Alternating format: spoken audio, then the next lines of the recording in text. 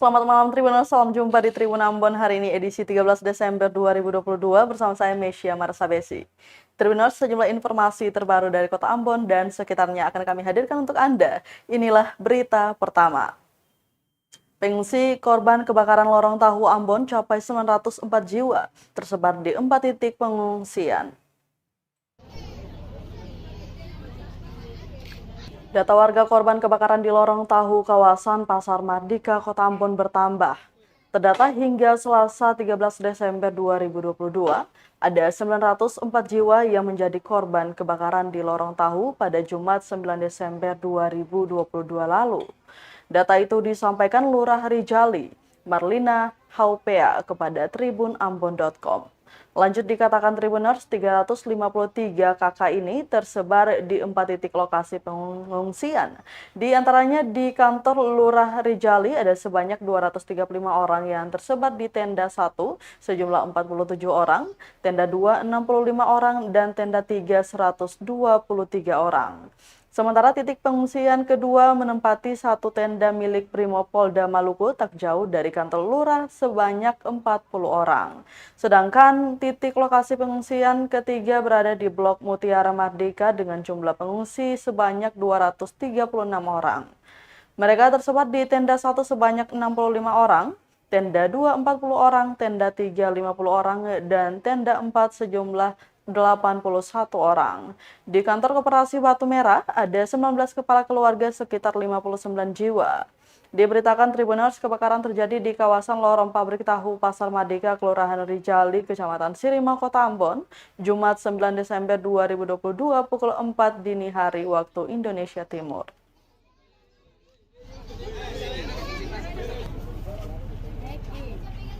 Siapa sandal besok pinjam? Data terbaru penambahan itu sudah 353 kakak. Awalnya dari 334. Penambahan karena ada di tenda di Batu Merah di kantor koperasi itu ada sekitar 19 kakak yang mengungsi di situ. Jadi 353 kakak per 12 Desember 2022 dengan 904 jiwa.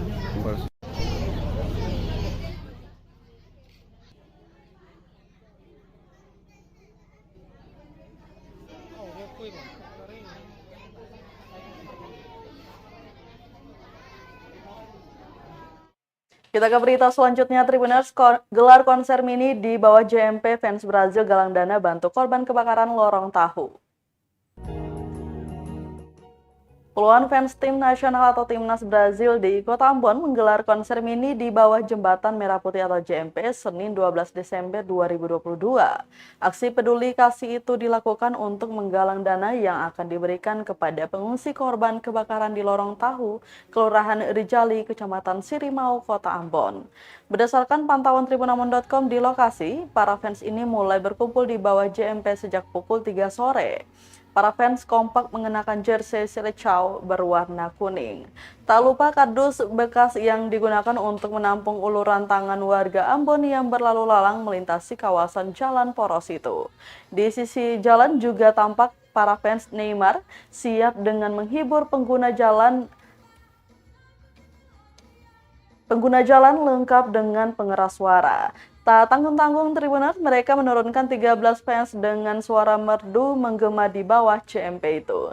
Fans yang berlalu lalang pun terhibur dengan penampilan mereka. Tak segan-segan dari jauh sudah nampak ada yang merogoh koceknya. Kepada tribunambon.com, Ketua Fans Brazil Kota Ambon, Josias dos Santos Walalayo, memaparkan tentang tujuan mini konser galang dana tersebut. Acara ini sudah bermula pada 3 hari lalu dengan metode open donasi pada media sosial yang dibagi langsung oleh para fans tim Seleção tersebut. Dengan fokus donasi ialah pakaian layak pakai, makanan, dan juga uang tunai. Sejauh ini fans Brazil Kota Ambon telah menyumbang tahap pertama kepada para korban di lorong tahu.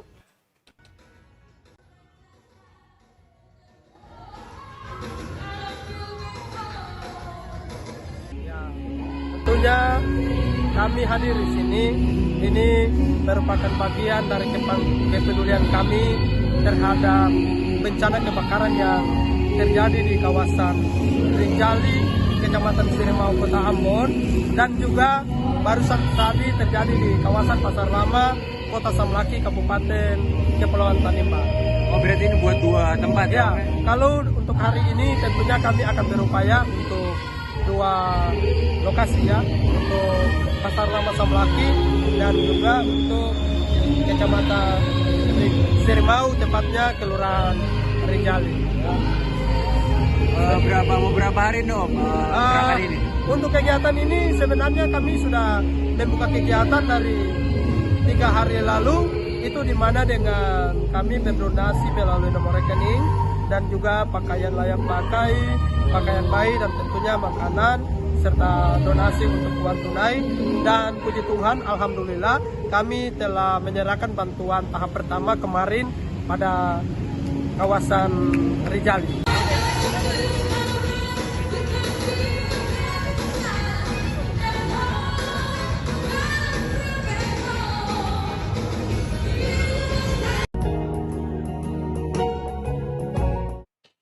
Tribuners, Ambon Peduli Umat dan Bankompol Kamtipmas Nuri Maluku bangun posko bantuan kebakaran lorong tahu. Peduli korban kebakaran lorong tahu, Ambon Peduli Umat dan Bantuan Komunikasi Polisi atau Bankompol Kamtipmas Nuri Maluku bangun posko bantuan. Posko bantuan berlokasi di kawasan lorong tahu Kompleks Mutiara Superblok. Pablo, pengurus komunitas SMI Ambon, mengatakan Bankompol dan Ambon Peduli Umat bekerja sama dengan 14 komunitas di Ambon untuk menghimpun bantuan bagi korban kebakaran lorong tahu lewat posko bantuan ini. Adapun posko ini akan beroperasi mulai 12 Desember sampai 19 Desember 2022. Selama 1 minggu, tiap personil dari masing-masing komunitas secara bergantian berjaga di posko tersebut. Lanjutnya, Tribuners, bagi masyarakat maupun komunitas yang ingin menyedekahkan bantuan berupa apapun itu, bisa langsung dibawa ke posko. Pantauan tribunambon.com di lokasi sekitar pukul 6 sore, terlihat beberapa orang datang membawa bantuan. Petugas yang berjaga di lokasi pun sigap membantu mengangkat bantuan, dilanjutkan dengan dokumentasi penyerahan.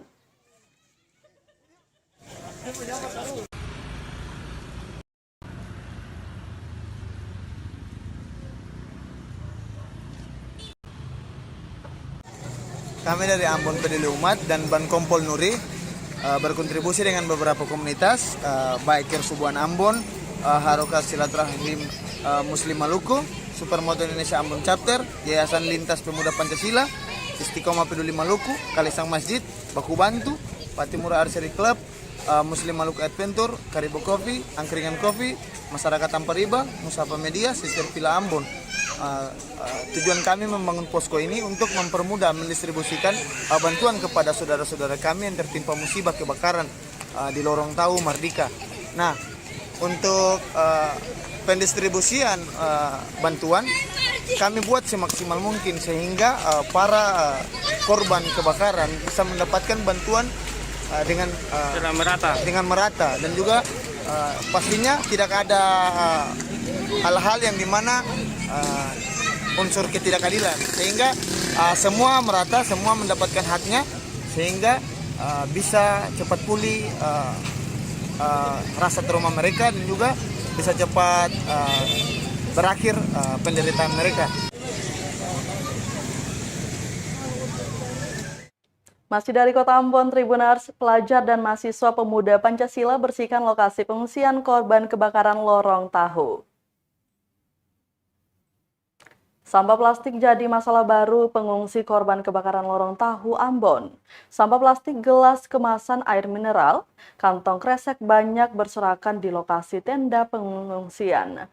Ini membuat para pengungsi tidak nyaman dengan lingkungan tersebut.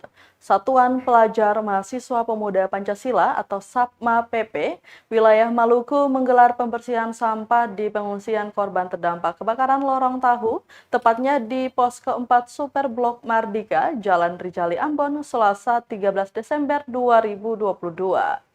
Ketua Satma PP Wilayah Maluku Rifki Abdul Basir Latukonsina mengatakan sampah banyak berserakan di sejumlah tenda pengungsi. Karenanya mereka berinisiatif membersihkan lokasi tersebut agar para pengungsi bisa nyaman tinggal sementara di lokasi pengungsian. Tak hanya itu saja, dia bersama teman-temannya berencana membuat trauma healing untuk posko tersebut. Hal ini diupayakan untuk membuat mental dari anak-anak yang terdampak bisa segera pulih dan tak mengalami trauma ke depannya. Jadi sebelumnya kemarin Kotong dan teman-teman sebelumnya survei dulu di beberapa lokasi. Nah yang hari ini Kotong di Posko 4 di Mardika. Kotong di sini setelah kemarin Kotong lakukan survei di lapangan, yang Kotong lihat Kotong fokus di satu titik dulu karena mengingat bantuan juga yang Kotong dengar sudah cukup banyak didistribusi, dan Kotong lihat kondisi posko bantuan di sini sekiranya perlu ada upaya pembersihan dari Kotong karena mengingat posko yang di sini kan juga ada anak-anak dan ibu-ibu. Alangkah lebih baiknya Kotong bisa bersihkan sedikit tempat di sini, sekaligus juga Kotong sediakan tempat sampah, tapi tempat sampah sementara. Jadi Kotong buat tempat sampah sementara di sini.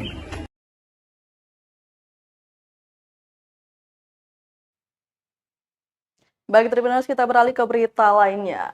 Sempat nol anggaran, akhirnya anggaran Seminar Nasional AM Sangaji kembali pakai Perkada.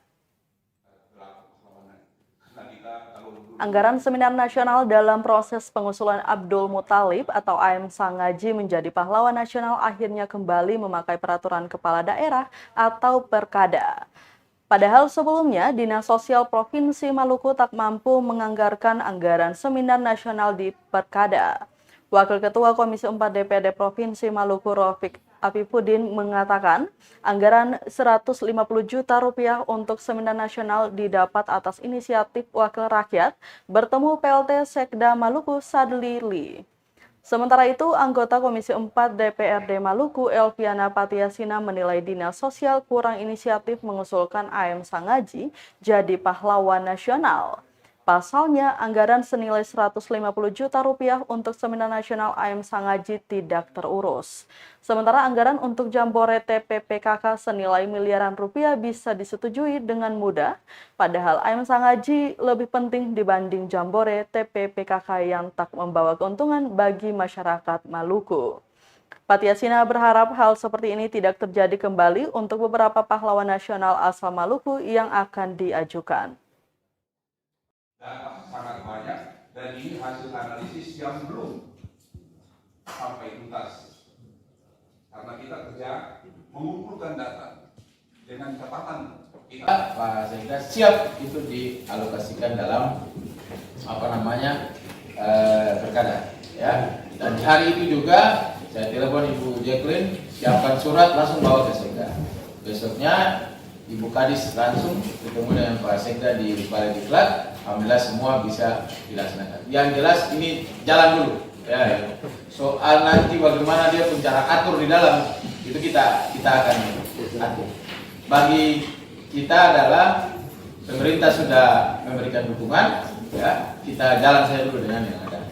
Sehingga memang kalau kita harus bikin bahasa besar itu agak sulit. Yang penting yang tadi saya bilang seminar nasional itu dia berbobot. Itu aja yang penting. Karena kita kalau dulu dengan Tribuners, Kejari geledah kantor BPBD Seram bagian barat terkait kasus korupsi. Kejaksaan Negeri atau Kejari Seram bagian barat atau SBB menggeledah kantor Badan Penanggulangan Bencana Daerah atau BPBD SBB terkait dugaan korupsi. Diketahui penggeledahan di kantor BPBD SBB itu sejak pukul 10:30 siang dan tampak 8 jaksa melakukan penggeledahan. Usai melakukan penggeledahan, mereka meninggalkan kantor itu dengan membawa beberapa berkas yang diduga berkaitan dengan dugaan korupsi yang terjadi di kantor BPBD SBB itu. Pantauan tribunambon.com, pihak Kejari bergerak menuju kantor BPBD sekira pukul 10:30 siang. Sesampainya di sana, garis Kejaksaan RI dipasang dan seluruh pegawai diperintahkan keluar. Selain itu, Tribuners banyak tumpukan berkas disortir sekaligus membuka secara paksa lemari yang tidak ada kunci. Langkah ini ditempuh menindaklanjuti dugaan korupsi dana gempa tahun 2019 senilai 1 miliar rupiah. Diberitakan sebelumnya, Kejari SBB agendakan penetapan tersangka di akhir November lalu karena banyak perkara prioritas sedang ditangani.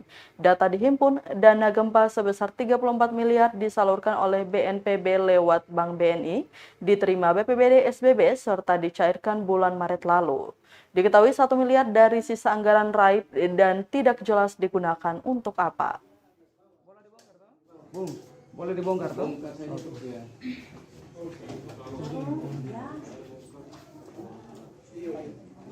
Kunci di mana kunci? Khas yang sementara ini yang kayak orang bikin apa penggeledahan. Bapak di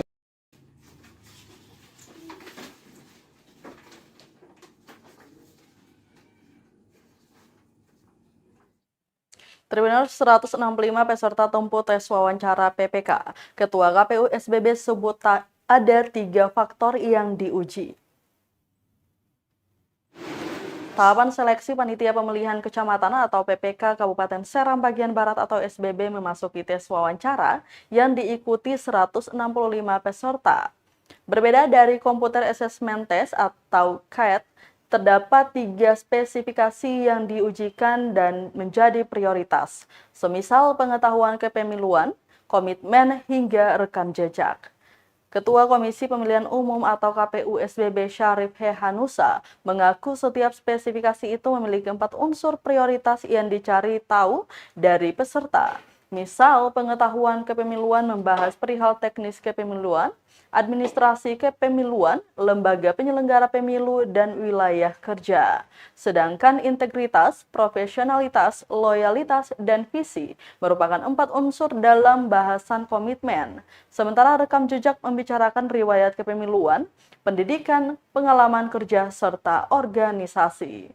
Dijelaskan Tribuners, tes wawancara berjalan sedari hari Minggu, Senin, dan Selasa yang dibagi 4 kecamatan per hari. Singgung soal kapan hasil kelulusan diumumkan, Syarif mengatakan bakal disesuaikan dengan pleno sekaligus petunjuk teknis. Diberitakan sebelumnya 225 peserta dari 11 kecamatan di SBB mengikuti KAT PPK dan sebanyak 165 peserta lulus sehingga berhak lanjut ke tes wawancara.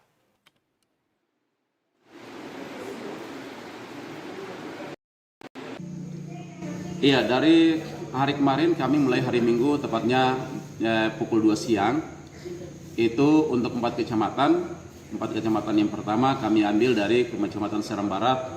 Tapi awalnya kecamatan yang kami wawancara adalah Kecamatan Amalatu, yang kedua Kairatu, yang ketiga Kairatu Barat, dan yang keempat Seram Barat. Kami lebih konsentrasi pada wilayah yang paling jauh karena waktu yang kami lakukan itu sudah pukul 2 siang, sehingga kami perkirakan untuk mereka yang terjauh bisa cepat kembali ke keluarga mereka. Untuk hari ini kami mulai jam 9.30, memang dalam jadwalnya jam 9. Namun karena ada beberapa hal yang harus kami selesaikan internal kelembagaan kami, sehingga kami baru bisa mulai di jam 9.30. Dari pelaksanaan itu ada 4 kecamatan yang juga kami sudah selesaikan. Yang pertama itu Kecamatan Elpa Putih, yang kedua Kecamatan Taniol Timur, yang ketiga Kecamatan Huamual, dan yang kelima adalah Inamosul. Keempat, mohon maaf. Jadi 4 kecamatan yang juga kami selesaikan dan baru selesai kurang lebih pukul 16.20 menit.